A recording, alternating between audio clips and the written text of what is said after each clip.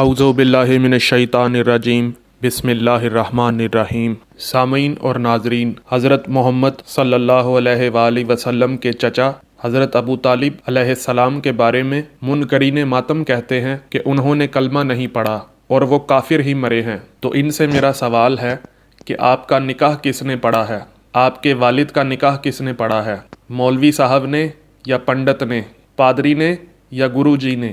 مولوی نے پڑھا تھا نا، تو یہ پتہ کیجئے کہ جس نے آپ کو نکاح کرنا سکھایا ہے اس رسول معظم صلی اللہ علیہ وآلہ وسلم کا نکاح کس نے پڑھایا تھا؟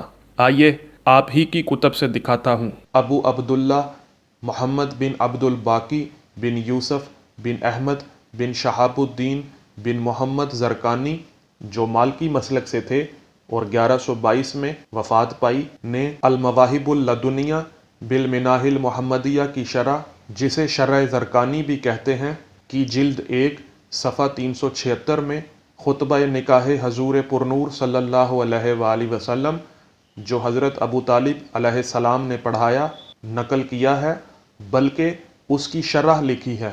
سامعین، اگر آپ کو میری ویڈیو پسند آئی ہے تو ویڈیو کو لائک کریں، کمنٹ کریں اور زیادہ سے زیادہ شیئر کریں تاکہ ایمان ابو طالب علیہ السلام پر اعتراض کرنے والوں کو ہدایت نصیب ہو۔